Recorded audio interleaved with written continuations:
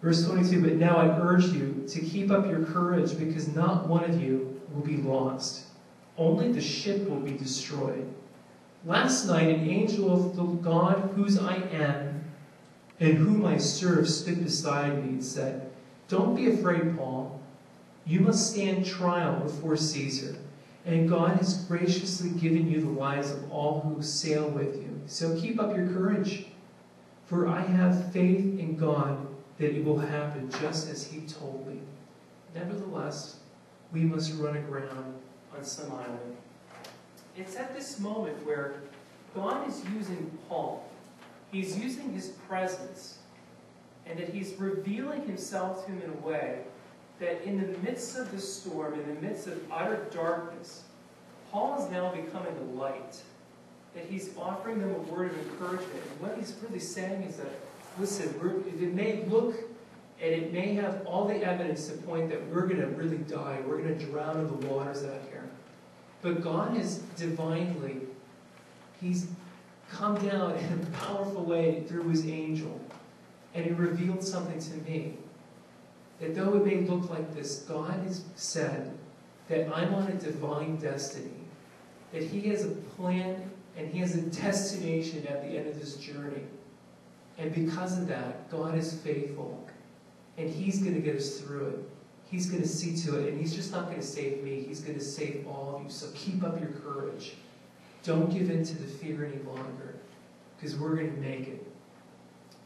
Now, as I said before, this is a story of going from bad to worse, where Paul kind of comes in and he may boost morale just up a little bit. But what's the next very thing that happens after testifying to the light? Even though when all lights have gone out, that there's still a divine presence that hasn't forgotten them. What happens next? On the 14th night, we were still being driven across the Adriatic Sea. When about midnight, the sailors sensed they were approaching land. They took the surroundings and found the water was about 120 feet deep. A short time later, they took soundings again and found it was 90 feet deep. Fearing that we would be dashed against the rocks, they dropped 4 anchors from the stern and prayed for daylight. In an attempt to escape from the ship, the sailors let the lifeboat down into the sea, pretending that they were going to lower some anchors from the bow. Then Paul said to the centurion and the soldiers, unless these men stay with the ship, you cannot be saved. So the soldiers cut the ropes that held down the lifeboat and let it fall away. Remember that they just weren't all in buddy-buddy in this boat together, hammered through the storm. That you have in the boat, at the same time, you have Christians and you have non-believers, you have the hired men. And so, when it gets bad to worse, remember, this is 14 days of enduring this terrible, terrible storm.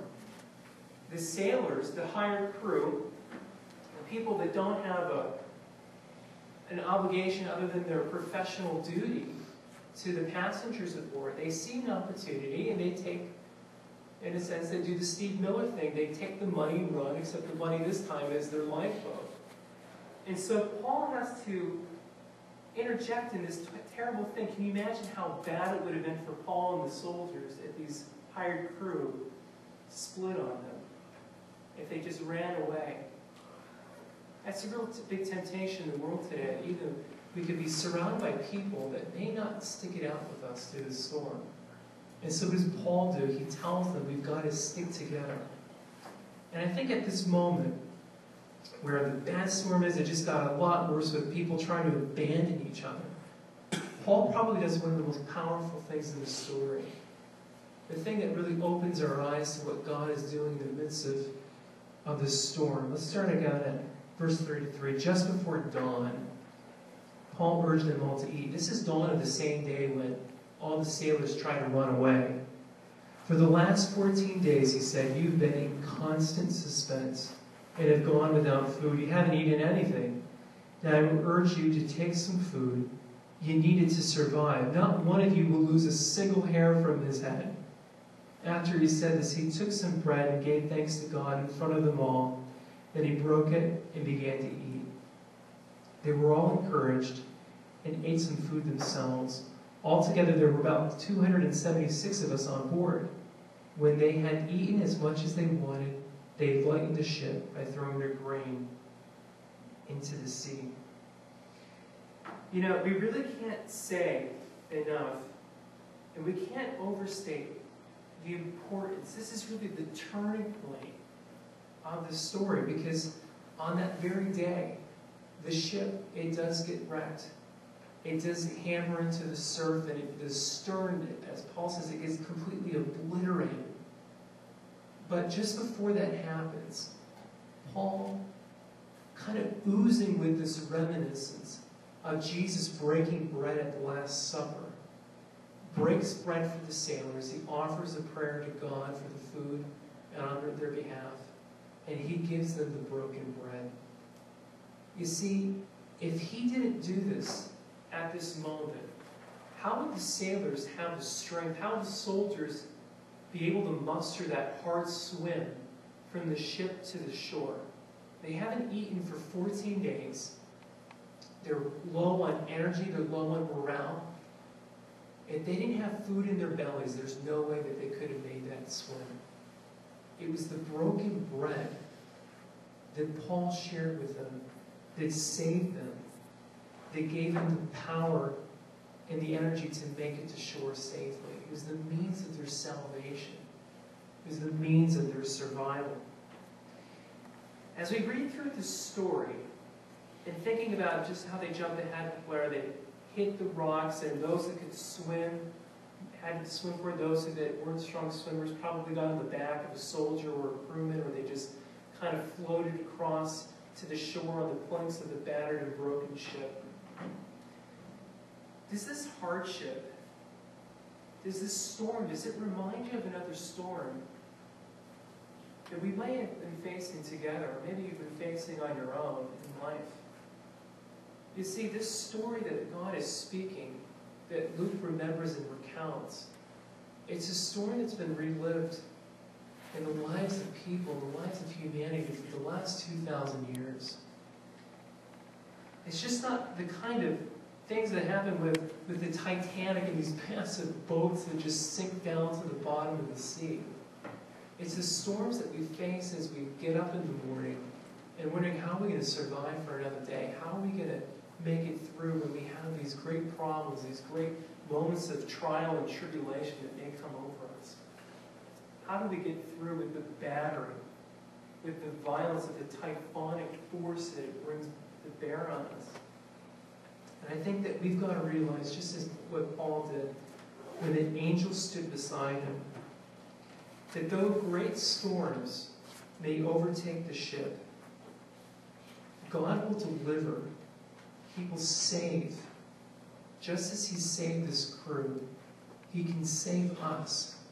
But it's only as God does it, through working through his presence, through his chosen person.